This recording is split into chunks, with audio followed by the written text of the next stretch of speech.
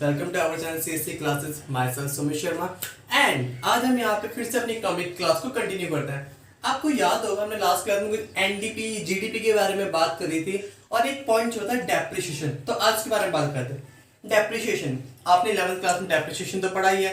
11th class के depreciation में आपने पढ़ा हुआ डेप्रिसिएशन क्या होता है? किसी भी तरह के फिक्स एसेट्स को अगर हम यूज करते हैं means by wear and tear, by हम उसको प्रोडक्शन पर्पस में यूज कर रहे हैं, किसी भी चीज में हम उसको यूज कर रहे हो तो उसको यूज करने की वजह से उसकी वैल्यू में थोड़ी सी गिरावट, यानी कि हम उसको घिसावट भी बोलते हैं। अगर हम किसी एसेट को यूज कर रहे हैं तो उसके यूज करने की वजह से उसमें जितनी भी तरह की घिसावट यानी कि वैल्यू में जितनी भी डिमिनिशिंग होती है उसको हम बोलते हैं डेप्रिसिएशन। इसका सेकंड नाम होता है कंजम्पशन ऑफ फिक्स कैपिटल। ये जरूरी नहीं सर वियर एंड टियर मतलब यूज की वजह से हो, कई बार हमारे पास ऑब्सोलेंस भी होता है। ऑब्सोलेंस का मतलब कि सर अगर हमने मशीनरी को यूज कर रहे हैं पर उसके अलावा भी अगर कई बार मार्केट में नई टेक्नोलॉजी आ गई या फिर मार्केट में डिमांड ही चेंज होगी तो भी हमारी एसेट्स की वैल्यू गिर जाती है। जैसे कि मान लो मार्केट में अभी नया नया फोन आया, मार्केट में उसकी बहुत डिमांड है बट उसके अलावा उससे नया फोन आ गया नई टेक्नोलॉजी में तो उसकी वैल्यू गिर जाएगी। या फिर हम एमआई का फोन यूज कर रहे हैं, एकदम से हमारा एमआई से ध्यान हट गया, हम ओप्पो, वीवो, नोकिया, सैमसंग किसी और कंपनी की तरफ चले गए, आईफोन की तरफ चले गए, तो वैसे ही हमारी जो डिमांड होगी एमआई की वो गिर जाएगी। तो चाहे हमारी चेंज इन डिमांड हो चाहे चेंज इन आपकी टेक्नोलॉजी हो, दोनों केसेस में हमारा डेप्रिसिएशन होता है। एंड इसके अलावा use of wear and tear से भी हमारा डेप्रिसिएशन लगता है। तो सर डेप्रिसिएशन लगता है, डेप्रिसिएशन लगाते क्यों है? मेन कारण क्या डेप्रिसिएशन लगाने का? इसका मेन कारण डेप्रिसिएशन रिजर्व फंड बनाना। डेप्रिसिएशन रिजर्व फंड मतलब कि सर अगर हम डेप्रिसिएशन लगा रहे हैं, आपने देखा होगा पीएनएल में डेबिट साइड हम डेप्रिसिएशन लगाते हैं बट क्या इसका कैश किसी को देते? It's a non cash expense, मतलब हम किसी को कोई कैश नहीं देते अपने बिजनेस में से, एक नॉन कैश एक्सपेंस होता है। बस हमने अपने बिजनेस में एक एक्सपेंस मान के हम इसको चल रहे हैं बट इसका कैश कहीं नहीं जा रहा, वो हमारे बिजनेस में एक सेपरेटली इकट्ठा होता जा रहा है। तो जो पैसा इकट्ठा हो रहा है तो धीरे धीरे हम उस पैसे को आगे यूटिलाइज कर सकते। लेट एन एग्जांपल, मैं कहता हूँ मेरे पास एक 1 लाख रुपए की मशीनरी है, मैं कहता हूँ ये 5 साल चलेगी तो 5 से डिवाइड कर देता हूँ इसकी लाइफ से, तो मेरा पर ईयर डेप्रिसिएशन कितना आ गया? 20,000। मीन्स अगर मैं हर साल 20,000 इकट्ठा करता जाऊं तो at the year of the end मेरे पास एट द 5 ईयर एंड मेरे पास वापस से कितने इकट्ठे हो जाएंगे? 20,000। मतलब अगर मैं 20,000 हर साल इकट्ठे करूं तो वापस से मेरे पास 1 लाख रुपए इकट्ठे हो जाएंगे और मैं इससे एक नई मशीन भी खरीद सकता हूँ। सर गारंटी थोड़ी है मार्केट में वो मशीन वापस से 1 लाख की हो, ज्यादा की भी तो हो सकती है। तो सर गारंटी थोड़ी ज्यादा की हो, कम की भी तो हो सकती है। सो हमको अगर एक साथ मैं कहूँ कि मुझे एक साथ 1 लाख रुपए चाहिए तो मुश्किल है, पर अगर मैं कहूँ मेरे को 2020 करके मैंने 1 लाख इकट्ठे कर लिया, मेरे को चाहिए 1,08,000, 1,10,000, तो मैं 10,000 इकट्ठे कर सकता हूँ इजीली, पर मैं पूरे 1,10,000 इकट्ठे नहीं कर सकता। तो इसलिए हम क्या करते हैं, पहले से अपना डेप्रिसिएशन रिजर्व फंड बना के चलते हैं। तो अभी हमने यहाँ पे 2 पॉइंट पढ़े सर। एक होता है एक्सपेक्टेड ऑब्सोलेंस, बात करते हैं ऑब्सोलेंस के बारे में, बात करें depreciation use and wear and tier की बात करें। अब मैं एक बात कर रहा हूँ एक्सपेक्टेड ऑब्सोलेंस। एक्सपेक्टेड मतलब जो मैंने सोच रखा था हाँ होगा, जो हम सोच के चलते कि मार्केट में ऑब्सोलेंस होगा। ऑब्सोलेंस मतलब अगर हम किसी एसेट को यूज करेंगे और यूज करने की वजह से उसकी वैल्यू में गिरावट आती है, मतलब उसकी वैल्यू कम होती है, तो उसको बोलते हैं expected obsolescence.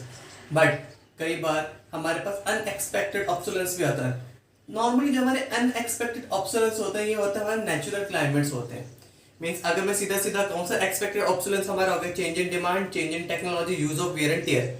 But unexpected obsolescence कौन सा हो गया हमारे? सीधा सीधा अर्थक्वेक, फ्लड, मतलब अगर हमारे यहाँ बाढ़ आ गई, भूकंप आ रहे हैं तो ये होता है हमारे अनएक्सपेक्टेड ऑब्सोलेंस। बट अगर हम किसी तरह के एसेट के यूज करके ये change in demand, change in technology की वजह से हमारे वैल्यू में गिरावट आ रही है, हमारे एसेट की वैल्यू गिर रही है, तो उसको हम बोलते हैं एक्सपेक्टेड ऑब्सोलेंस। तो जो हमारे एक्सपेक्टेड ऑब्सोलेंस और अनएक्सपेक्टेड ऑब्सोलेंस, हमने इसको एक दूसरा नाम भी दिया क्या सर? जो एक्सपेक्टेड ऑब्सोलेंस उसको हम बोलते हैं कंजम्पशन ऑफ फिक्स कैपिटल। सीधा सीधा कि सर जहां पे हमें पता है कि यहाँ पे वैल्यू की गिरावट हो गई तो वो हमारे लिए होता है consumption of fix capital. But वहीं अगर मैं बात करूं कि सर अगर नेचुरल क्लाइमेट की वजह से कोई लॉस हुआ है, कुछ हुआ है, तो उसको हम बोलते हैं कैपिटल लॉस। तो ये चीजें हमारी छोटी सी डेफिनेशन का हमने इंट्रो लिया, या ये कहूँ कि आपके अभी तो इतना ही है डेफिनेशन के बारे में कि सर एक्सपेक्टेड ऑब्सोलेंस क्या होता है, अनएक्सपेक्टेड ऑब्सोलेंस क्या होता है, डेप्रिसिएशन क्या होता है, consumption of fixed capital, depreciation को क्या होता है, आपके कैपिटल लॉसेस होते हैं कि अगर कोई फ्लड बाढ़ कुछ भी आ जाए, भूकंप आ जाए, तो उस टाइम पे आपके बिजनेस में किसी भी एसेट को खराब हो जाती है तो उसको हम बोलते हैं अनएक्सपेक्टेड ऑब्सोलेंस। अब इसके आगे हम बात करते हैं। देखिए अभी तक हमने जो बात करी तो नॉर्मल थी, हमने बोलते कि डेप्रिसिएशन के टॉपिक से स्टार्ट करेंगे, बट अब हमारे कुछ मेन टॉपिक स्टार्ट होते हैं। मींस अब जो पॉइंट है मेरे पास, मैं बात करूंगा हमारे स्टॉक एंड फ्लो। ये स्टॉक एंड फ्लो क्या होता है? देखो स्टॉक और फ्लो दो अलग अलग पॉइंट है, सुनने में एक जैसे अलग अलग दोनों लगते हैं और बात करते दोनों में फर्क क्या है। जो स्टॉक होता है, आपका जो पॉइंट है स्टॉक, उसमें हम कहेंगे इट्स अ कैलकुलेशन कह लो या इट्स अ क्वांटिटी कह लो। Means it's a quantity measured in और at a point of time. Means अगर किसी भी पॉइंट ऑफ टाइम पे आप किसी भी क्वांटिटी को मेजर करो, दैट्स कॉल्ड स्टॉक। मैं कहता हूँ भाई मैं मेरी मान लो एक गोडाउन है, मेरे गोडाउन में दाल पड़ी हुई है, दाल का गोडाउन है मेरा बड़ा सा, और उस गोडाउन के अंदर हमारे स्टॉक पड़ा हुआ है अप्रॉक्स मान लीजिए 100 टन्स। मेरे पास 100 टन्स दाल पड़ी हुई है, और उस 100 टन्स दाल में अगर मैं किसी तरह से चेंजेस कर रहा हूँ, चेंजेस कैसे होंगे हमारे कि सर सुबह दुकान मैंने खोली थी, तो सुबह दुकान खोलने पे मेरे पास जितना भी था मुझे मतलब नहीं, रात को जब मैं दुकान बंद कर रहा हूँ, अपना गोडाउन बंद कर रहा हूँ, तो उस गोडाउन के अंदर मेरे पास 100 टन्स दाल पड़ी हुई है, तो ये 100 टन्स मेरे लिए स्टॉक है। Means eight a point of time जब मैंने उस क्वांटिटी को मेजर करा तो उस क्वांटिटी को मेरे पास क्या था 100 ton, that is a stock. But what is flow? Flow क्या होता है? तो फ्लो का मतलब होता है it's a quantity measured in a particular period of time, कि किसी निश्चित समय पे नहीं, किसी निश्चित समय अंतराल, मतलब किसी पर्टिकुलर टाइम पीरियड के बीच में अगर आप किसी चीज को मेजर करते हो तो उसको कहते हैं हम फ्लो। तो एक बेसिक डिफरेंस हमारे पास स्टॉक एंड फ्लो में। अगर हम बात करें आगे किससे स्टॉक एंड फ्लो में और क्या क्या होता है, अगर फॉर एन एग्जांपल भी अगर हम ले सकते हैं, सो स्टॉक जैसा कि मैंने गोडाउन में दाल की बात करी, इसके अलावा अगर मैं बोलूं कि नहीं सर मेरे पास जो वेल्थ पड़ी है, मतलब मेरी जो जितनी भी जमीन जायदाद मेरे पास जो पड़ी हो, अगर मैं उसकी कैलकुलेशन किसी पॉइंट पे देखूं तो मेरे लिए स्टॉक है। बट मैं उसको एक पूरे पीरियड में देखूं, लास्ट 5 साल से अब तक मैंने कितना खर्च करा है, कितना कमा है, कितना था, कितना हो गया, तो ये मेरे लिए क्या हो गया? फ्लो। अब इसके लिए एक बेसिक एग्जांपल लेते हैं। कैश सबके पास होता है, अगर मेरे पास कैश पड़ा है, मैं उसको इस्तेमाल कर रहा हूँ जगह जगह, उससे खरीद बेच करता रहता हूँ, कुछ सामान खरीदता हूँ, कुछ बेचता हूँ, कुछ ऐसा पैसा आता जाता है, पैसा कमाता हूँ, तो ये मेरे लिए क्या है? ये एक तरीके का फ्लो है। बट मेरे पास पैसा पड़ा है, मैंने बोला यार मेरे को फ्यूचर के लिए सेविंग करके रखनी है, फ्यूचर में मेरे को पैसे की जरूरत है। मान लो मेरे छोटे छोटे से बच्चे हैं, उनकी शादी करवानी है मेरे को, तो क्या करूंगा? अब शादी करवानी तो पैसे इकट्ठे नहीं करूंगा मैं, तो क्या करेंगे आगे जाके जब उनके लिए शादी करवानी है, उनके लिए ज्वेलरीज खरीदनी होगी, अगर लड़की हुई तो, और लड़का हुआ तो भाई उसके सहरा दूल्हा वगैरह, आपके बारात घर वगैरह सब बनवाना पड़ेगा, तो उसके लिए पैसे तो लगेंगे। तो उस पैसे को मैं क्या करूं? एकदम से थोड़ी आएगा, तो मैं अभी से उस पैसे को इकट्ठा कर रखा हूं, बैंक में मैं जितने पैसे कमाता हूँ उसको खर्च करता हूँ, उसमें थोड़ा सा हिस्सा निकाल के बैंक में जमा कर देता हूँ, और उसको बैंक में जमा करने के बाद क्या होता है? मेरे पास पैसा इकट्ठा हो रहा है, बट वो पैसा मार्केट से निकल गया। मींस मार्केट से निकल गया, वो पैसा बैंक में चला गया, और बैंक के अंदर वो पैसा क्या है? मेरा स्टॉक। मींस जब तक वो पैसा मेरे पास है, मैं उस पैसे का इस्तेमाल कर रहा था, वो पैसा मेरे लिए फ्लो है, मार्केट के लिए फ्लो है। बट अगर मैंने उस पैसे को बचा के बैंक में जमा कर दिया तो वो मेरे लिए क्या बन गया? स्टॉक बन गया। तो याद रहे हमारे पास स्टॉक एंड फ्लो दो कंसेप्ट आए जिसकी हमने बात करी। स्टॉक एक ऐसी क्वांटिटी और मेजर्ड है जिसको जब भी हम मेजर करते हैं तो एक पर्टिकुलर पॉइंट ऑफ टाइम पे करते हैं, और फ्लो को जब भी हम मेजर करेंगे एक पर्टिकुलर पीरियड ऑफ टाइम पे करेंगे। तो हमारे पास स्टॉक और फ्लो की बात हुई। अब हमने बोला सर जो स्टॉक और फ्लो है ये कहाँ घूमता है? तो नॉर्मली स्टॉक और फ्लो हमारे 4 सेक्टर्स में घूमता है, 4 सेक्टर में। कौन कौन से सेक्टर होते हैं हमारे पास? सबसे पहला सेक्टर होता है हाउस होल्ड सेक्टर। अब ये हाउस होल्ड सेक्टर कौन सा होता है? जहां पे हम जितने भी हमारे कंज्यूमर, जितने भी हमारे घर वाले हो, या जितने भी लोग गुड्स की कंजम्पशन करते हैं, जो अपने सेल्फ सेटिस्फेक्शन के लिए गुड्स का इस्तेमाल करते हैं, वो होते हैं हमारे कौन? हाउस होल्ड सेक्टर के अंदर। सेकंड आ गया हमारे अंदर प्रोड्यूसर सेक्टर। अब ये प्रोड्यूसर कौन होता है प्रोड्यूसर सेक्टर के अंदर? तो जो हमारे प्रोड्यूसर सेक्टर होते हैं, प्रोड्यूसर सेक्टर के अंदर वो लोग आ जाते हैं जो किसी भी तरह की गुड्स एंड सर्विसेज को प्रोड्यूस करते हैं मार्केट में सर्विसेज को प्रोवाइड करते हैं। ये होता है हमारे लिए कौन से प्रोड्यूसर सेक्टर के लोग होते हैं जो मार्केट में इन चीजों को लेते हैं। फिर थर्ड पॉइंट आया मेरे लिए गवर्नमेंट सेक्टर। गवर्नमेंट सेक्टर कौन से सर? गवर्नमेंट सेक्टर का हम जानते, सीधी सी बात है, जहाँ पे हम गवर्नमेंट की बात करते हैं, जहाँ पे गवर्नमेंट गुड्स एंड सर्विस का इस्तेमाल करती है या फिर उनको प्रोड्यूस भी करती है, अलग अलग गुड्स को प्रोड्यूस करती है, अलग अलग गुड्स का वो कंजम्पशन भी करते हैं। And the last is external sectors. Sir ये एक्सटर्नल सेक्टर्स कौन से हैं? ये तो कुछ समझ में ही नहीं आ रहा। क्या ये बाहर के सेक्टर, बाहर के सेक्टर मतलब आउट ऑफ, जहाँ पे हम बात करी जाए कि एक्सटर्नल में आपके कह सकते हैं जो गुड्स बाहर इंपोर्ट करे जाते हैं या गुड बाहर एक्सपोर्ट करे जाते हैं, क्या ये वो सेक्टर है कि मैं जहां से हम गुड्स को खरीदते हैं, जहां से हम गुड्स को बेचते हैं, जहां से गुड्स आता है, जहां गुड्स जाता है? जी हाँ, जहां पे भी हम गुड्स एक्सपोर्ट और इंपोर्ट करते हैं उसको हम बोलते हैं एक्सटर्नल सेक्टर। ठीक है, तो ये 4 सेक्टर है जिनके बारे में हम आगे जाके पढ़ेंगे, बट अभी हम इनमें से 2 सेक्टर्स को लेके चलते हैं। 2 सेक्टर्स कौन से जिनका हम सबसे ज्यादा इस्तेमाल करते हैं? Sir government sector, external sector ये पढ़ेंगे हम बाद में, जो हमारे ये तो पॉइंट ये पढ़ जाएंगे बाद में। अभी जो मेन सेक्टर्स आते हैं हमारे ऊपर वाले जाते हैं, कौन कौन से? एक हमारा हाउस होल्ड सेक्टर, एक आया आपका प्रोड्यूसर सेक्टर। तो हाउस होल्ड सेक्टर क्या है, प्रोड्यूसर सेक्टर क्या है, अभी हमने बात करी। अब इनको लेके हमारी कंट्री में फ्लो चलता रहता है। मीन्स कैसा फ्लो चलता रहता है हमारी कंट्री के अंदर? सर सबसे पहला जो हमारे यहाँ पे फ्लो आता है वो आता है आपका real flow. Real flow means जहां पे गुड्स एंड सर्विसेज का फ्लो किया जाता है। मीन्स रियल फ्लो हम दो सेक्टर में लेते हैं। कौन कौन सा? हाउस होल्ड, एक आ गया आपका हाउस होल्ड और एक आ गया आपका प्रोड्यूसर। तो हाउस होल्ड कौन है, प्रोड्यूसर कौन है, बात करते हैं। सर हाउस होल्ड वही जो अपनी सेल्फ सेटिस्फेक्शन के लिए गुड्स को कंज्यूम करता है, प्रोड्यूसर वो जो उस गुड्स एंड सर्विसेज को प्रोड्यूस करता है। तो आगे इनके लिए बात करें, सर रियल फ्लो के अंदर क्या आता है? हाउस होल्ड प्रोड्यूसर को क्या देता है? Factor of productions. Means house hold हमारे इसको प्रोवाइड करता है प्रोड्यूसर को फैक्टर ऑफ प्रोडक्शन। और ये फैक्टर ऑफ प्रोडक्शन कौन कौन से होते हैं इसके बारे में हम बात करते हैं। सो जो फैक्टर प्रोडक्शन होता है आपने सुना होगा, बेसिकली जो हम चीजों का इस्तेमाल करते हैं, land, labour, capital and entrepreneur. ये 4 चीजें फैक्टर ऑफ प्रोडक्शन हमारा हाउस होल्ड एक प्रोड्यूसर को देता है, जिसके बदले प्रोड्यूसर क्या देता है अपने हाउस होल्ड को? Goods and services. अब यहां पे हम देखेंगे सर इसको रियल फ्लो क्यों कहा गया? क्योंकि इस रियल फ्लो के अंदर हम सीधा सीधा टेंजिबल चीजों को भेज रहे हैं। सर सर्विस तो टेंजिबल नहीं होती, पर सर्विस के अंदर जो गुड्स है वो तो टेंजिबल में आ गया ना हमारे लिए, इसलिए। तो लैंड, लेबर, कैपिटल, एंटर, मतलब यहाँ पे हम कहीं पे भी बात करें सर टेंजिबल इंटेंजिबल तो है, बट यहाँ पे भी कहीं पैसों की बात नहीं हो रही। ठीक है, तो लैंड, लेबर, कैपिटल, एंटर की फैक्टर ऑफ प्रोडक्शन हम जब एक हाउस होल्ड हमारे प्रोड्यूसर को प्रोवाइड करता है और एक प्रोड्यूसर हमारे house hold goods and service provide करता है, तो जब ये पूरा फ्लो कंप्लीट होता है इसी को हम क्या बोलते हैं? Real flow. तो दैट इज आपका रियल फ्लो। तो इसके अलावा एक फ्लो और होता है, इसको हम बोलते हैं मनी फ्लो। अब ये मनी फ्लो क्या है? ये भी हमारे 2 सेक्टर में चलता है। मींस एक हो गया हमारा हाउस होल्ड और एक हो गया हमारा प्रोड्यूसर। अब जो हमारा हाउस होल्ड है वो जो चीजें हमारे प्रोड्यूसर को प्रोवाइड करता है, और जो हमारा प्रोड्यूसर है जो वो हाउस होल्ड को प्रोवाइड करता है, वो क्या क्या है? मेन बात यहाँ पे आती है। तो जैसे कि हाउस होल्ड ने पहले प्रोड्यूसर को क्या दिया था? Factor of production.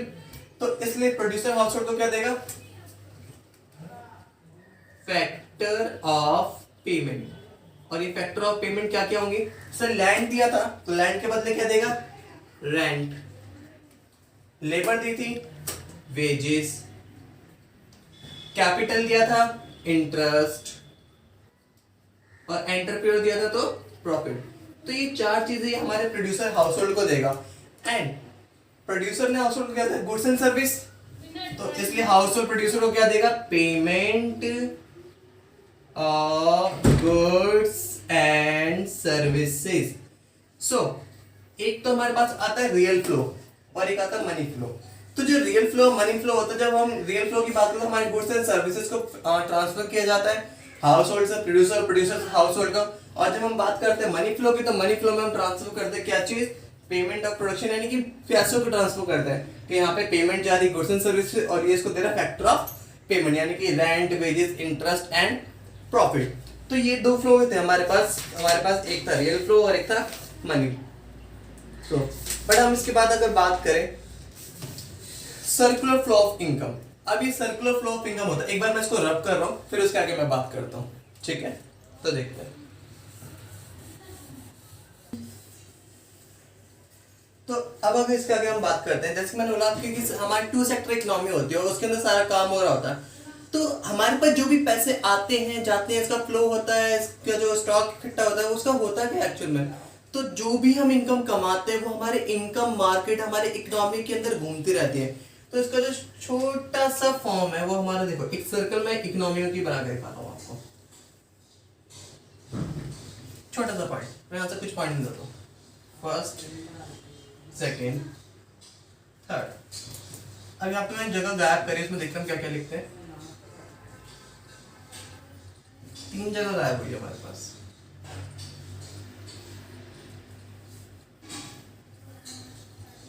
सबसे पहले क्या करते हैं, हमारे पास जो पैसा है हम उसका एक्सपेंस करते हैं, मींस एक्सपेंडिचर करते हैं। सबसे पहले एक्सपेंडिचर किस पे, सब मार्केट में गुड्स एंड सर्विसेज खरीदते हैं for the purpose of production, चाहे फिक्स्ड एसेट्स, कैपिटल गुड्स खरीदते, कुछ भी खरीद रहा हूं हम, हमारे पास जो पैसा है हम उसका एक्सपेंडिचर कर रहे हैं मार्केट में। जब हमने उसका एक्सपेंडिचर करा तो उसको हम प्रोड्यूस करेंगे, मतलब उस एक्सपेंस से हम क्या करेंगे, प्रोडक्शन करेंगे। और जब हम प्रोडक्शन कर लेंगे तो उस प्रोडक्शन को मार्केट में बेचेंगे और बेचने के बाद हम वापस क्या करेंगे, इनकम कमाएंगे और उस इनकम को डिस्ट्रीब्यूट कर देंगे। डिस्ट्रीब्यूट कहाँ करेंगे, जहां जहां से हमने पैसा लिया होगा वहां पे, और जितना पैसा हमें चाहिए होगा फर्दर प्रोडक्शन के लिए हम वो ले लेंगे। तो ये साइकिल हमारी सर्कुलर फ्लो ऑफ इनकम, इसी को हम कहते हैं सर्कुलर फ्लो ऑफ इनकम। एक छोटा सा सर्कुलर फ्लो ऑफ इनकम हमारा चलता रहता है कि हमने एक्सपेंडिचर करा, फिर उससे प्रोडक्शन करी, जो भी एक्सपेंस करा उससे हमने इनकम कमाई, इसको डिस्ट्रीब्यूट करा। अब इसके अंदर 2 पॉइंट और आते हैं। क्या सर हमारा सर्कुलर फ्लो ऑफ इनकम ऐसे ही चलता रहता है, इसमें कोई चेंजेस आते हैं? इसमें 2 चेंज आते हैं। कौन कौन से? पहला चेंज, अगर कोई पैसा विड्रॉ करता है, विड्रॉ ऑफ कैश, जिसको हम बोलते हैं लीकेज। लीकेज का मतलब क्या आ गया यहाँ पे, कि सर पैसा निकाल लिया और इकोनॉमी में से, तो इकोनॉमी में पैसा निकाल हमारी प्रोडक्शन कम हो जाएगी, प्रोडक्शन कम होगी तो हम इनकम कम कमाएंगे, इनकम कम कमाएंगे तो एक्सपेंडिचर भी कम होगी और फिर से हमारी प्रोडक्शन कम होगी। तो हमारी जो मार्केट इकोनॉमी में पहला जो पैसा रोटेट हो रहा था वो अब कम हो जाएगा। तो ये तो तब होता है अगर हम क्या करें, हमने लीकेज करी है। और अगर हम क्या कहते हैं, मार्केट में पैसा और लगाएं जो हमारे पास सेविंग में पड़ा हुआ है, तो उसको हम बोलते हैं इंजेक्शन। सर कौन सा वाला, डॉक्टर वाला? नहीं, पैसा वाला। यहाँ पे हम वो पैसा इंजेक्ट करेंगे जो हमारे पास सेविंग में पड़ा हुआ, ताकि हमारी मार्केट में जो इकोनॉमी है, ये सीधा सीधा कहूँ जो मेरा बिजनेस चल रहा होगा, मैं बिजनेस में ज्यादा पैसा लगाऊंगा तो मेरा बिजनेस ज्यादा ग्रो करेगा, ज्यादा पैसे कमाएगा, और मैं पैसा कम लगाऊंगा तो पैसा भी कम होगा और ग्रो भी कम होगी, हमारे बिजनेस की ग्रोथ भी धीमे धीमे धीमे धीमे होगी। इसलिए अब हम क्या करेंगे, सर मार्केट में हमने सर्कुलर फ्लो ऑफ इनकम की बात करी, अगर पैसा इन्वेस्ट किया जाता है तो उसे इंजेक्शन कहते हैं, इसे कहते हैं नॉर्मली इन्वेस्टमेंट। ये हमारी इन्वेस्टमेंट होती है। और जब हम पैसा विड्रॉ करते हैं इसको हम बोलते हैं लीकेज। तो this is our circular flow of income. But sir जो सर्कुलर फ्लो ऑफ इनकम बताइए, अब इस सर्कुलर फ्लो ऑफ इनकम को हम 2 सेक्टर में कैसे डिफाइन करेंगे? मींस हमने अभी तक हम 2 सेक्टर्स की बात करते हैं, अपने हाउस होल्ड और प्रोड्यूसर सेक्टर की। तो इस हाउस होल्ड सेक्टर और प्रोड्यूसर सेक्टर में सर्कुलर फ्लो ऑफ इनकम कैसे काम करता है ये भी तो बताइए। तो चलो वहां चलते हैं। तो इन दोनों इनकम की जब हम बात करेंगे, मींस हम इन 2 सेक्टर्स की जब बात करेंगे, तो इन 2 सेक्टर्स में कैसे कैसे हमारी इकोनॉमी काम करती है, चलो उसको भी थोड़ा सा देखा जाए। तो कौन से 2 सेक्टर हुए हमारे पास? एक तो हुआ हाउस होल्ड सेक्टर और एक हुआ मेरे पास producer sector. H for household, P for producer. अब हाउस होल्ड आपको क्या देता है? प्रोड्यूसर को, मींस हाउस होल्ड प्रोड्यूसर को क्या प्रोवाइड करता है? Sir land, labour, capital, entrepreneur.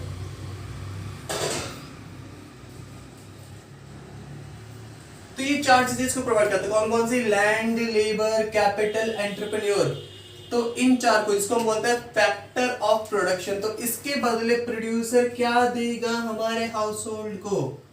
ये देगा rent, wages, interest and the last is profit. Means sir land के बदले रेंट, लेबर के बदले वेजेस, कैपिटल के बदले इंटरेस्ट और एंटरप्रेन्योर को देगा प्रॉफिट। अब ये तो बात थी जब हाउस होल्ड ने प्रोड्यूसर को चीजें दी। अब जब प्रोड्यूसर हाउस होल्ड को देगा तो क्या देगा? Sir goods and services. तो इसके बदले हाउस होल्ड प्रोड्यूसर को क्या देगा आपका? ये देगा आपका payment of goods and services. मतलब ये है हमारे two sectoral model of circular flow of income. यहां पे मैं लिख के देता हूं, ये क्या है? Two sectoral flow of circular flow of income. Means हमारे दोनों की दोनों जो भी हमारे सेक्टर्स है, उन दोनों सेक्टर्स के अंदर हमारी इकोनॉमी में कैसे इनकम फ्लो करती है, कैसे काम करती है, उसका एक छोटा सा मॉडल है। और इसमें आपको हमने दो तीन चीजों के बारे में बताया कि फैक्टर ऑफ इनकम क्या होती है, फैक्टर ऑफ पेमेंट्स क्या होते हैं, फैक्टर ऑफ प्रोडक्शन क्या होते हैं, गुड्स एंड सर्विस क्या होता है। हमारे दो सेक्टर्स की बात करी। इसके अलावा हमने गवर्नमेंट सेक्टर और एक्सटर्नल सेक्टर्स की भी बात करी। तो आज का आपका ज्यादा टाइम रहेगा, आज के लिए हमारा इतना ही। आज क्लास हमारी यहीं खत्म होती है। और जो भी हमने बात करते हैं हमारे बेसिक कंसेप्ट्स के बारे में, बेसिक पॉइंट्स के बारे में मैक्रो इकोनॉमिक्स की, कि कौन कौन से पॉइंट, कौन कौन चीजों के बारे में पढ़ेंगे, क्या क्या होगा। तो आज हमारे बेसिक पॉइंट्स भी खत्म होते हैं। यानी कि मींस आज हमारा यहाँ पे आपके मैक्रो इकोनॉमिक्स का सेकंड चैप्टर भी खत्म हुआ। तो हम हमारे इकोनॉमिक्स से देखा जाए, अगर आपने हमारी लास्ट वीडियोस देखी हो तो हमने फर्स्ट वीडियो में हमारा फर्स्ट चैप्टर कंप्लीट कर लिया था। उसके बाद हमारा सेकंड चैप्टर थोड़ा लेंथी था, इसलिए हमारे को ये 2 और 3 वीडियोस में बनाना पड़ा। सो मींस आज हमारे यहाँ पे सेकंड चैप्टर खत्म हुआ। और जिसको भी हमारी लास्ट वीडियो नहीं मिली हो देखनी तो वो मिल जाएंगी, आप डिस्क्रिप्शन बॉक्स में उसके लिंक्स देख सकते हैं। आपको वो वीडियो भी इजीली मिल जाएगी ताकि आपको ये पूरा कंसेप्ट एक बार में समझ में आ सके। तो आज के लिए इतना ही। Thank you. एंड जो भी डाउट, जो भी क्वेरी है वो कमेंट सेक्शन में जरूर डालें ताकि हम आपको उसका रिप्लाई दे सके। And the last is like, share, subscribe जरूर करें।